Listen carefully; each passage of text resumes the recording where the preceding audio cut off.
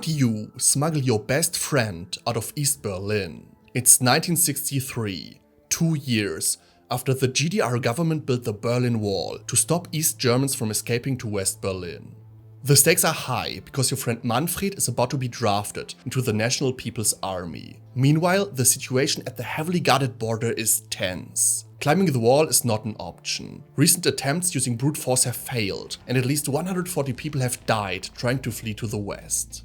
The Stasi and Volkspolizei are aware of most escape plans. This is why Klaus-Günther Jacobi, the hero of our story, chooses the most outrageous option he can think of. He will hide his friend inside West Germany's most mocked car, the tiny BMW Isetta. While the Isetta was a major commercial success for BMW, which was struggling in the post-war years, it was also widely ridiculed and given a variety of nicknames, such as Cuddleball, Pothole Searching Device, and Advent Calendar Car. Trust me, these names sound a lot less awkward in German. The French called the Isetta the yogurt pot, for reasons unknown to me. In Bavaria, it was a common prank to lift the car and reposition it facing a wall, which made it impossible for the owner to get inside. The Isetta had 13 horsepower and a maximum speed of 85 km per hour. Its adjusted price of just over 1,000 euros made it a huge hit at a time when only 2% of Germans could afford a car. Klaus-Günther Jacobi's family had fled to West Berlin in 1958. There, he worked as a car mechanic and driving school teacher. He was the proud owner of a BMW Isetta, purchased in 1961. His plan to save his friend, Manfred Costa, was as simple as it was bold. He hoped that hiding someone in the tiny car would seem so outrageous that the border guards wouldn't even bother inspecting it. Most cars at the border crossings were thoroughly searched, checked by dogs, and measured to ensure no suspicious modifications had been made.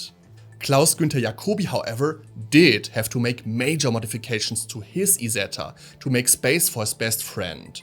He removed the spare wheel, exhaust pipe cover, and air filter. Then he removed the storage compartment behind the seat and welded it back on, 10 centimeters higher. He also bent the exhaust pipe and mounted a sheet metal base plate on the shock absorber suspension to protect against the hot exhaust. Jacobi did all this to create a hiding spot for Manfred in the motor compartment just centimeters away from the boiling hot engine. Fortunately, his colleagues at the car workshop, who knew exactly what he was up to, kept their mouths shut. He also trimmed the rear mud flaps. With Manfred's weight, they would have dragged on the ground and raised suspicion at the border crossing. On the day of the escape, Klaus-Günther Jacobi made one final modification. He disconnected the 13-liter gasoline tank, which took up too much space, and replaced it with a small 2-liter canister. He hoped it would provide just enough fuel for Manfred's escape. This is where the BMW film about the escape diverges from what really happened. The GDR did not recognize West Berlin as part of West Germany. This is why Jacobi was not allowed to enter the GDR. Instead, West German students volunteered to drive the Isetta with Manfred hidden inside across the border. These so-called Fluchthelfer, or escape helpers, acted purely out of conviction. They deeply believed that everyone deserves to live freely.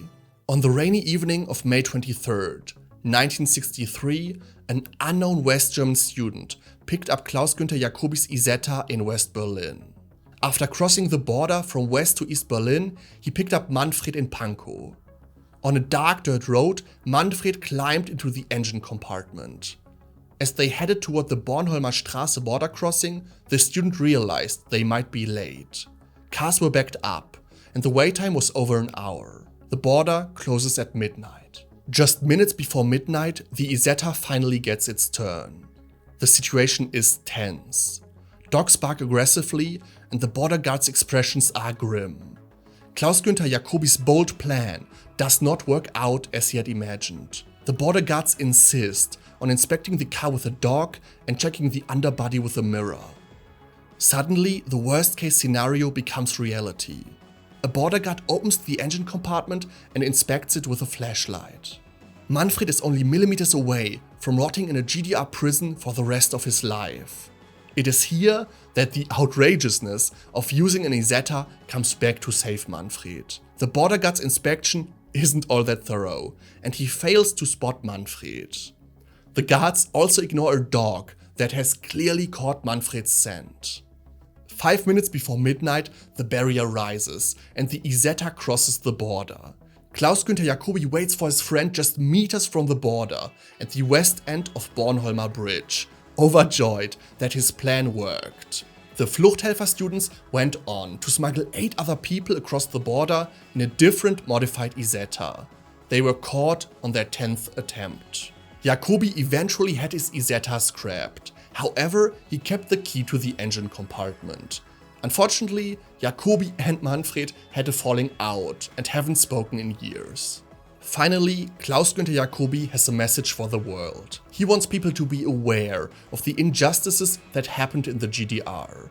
And he wants people to know that some people fought back, stating, "I had to sacrifice my Isetta, but it was worth it to me."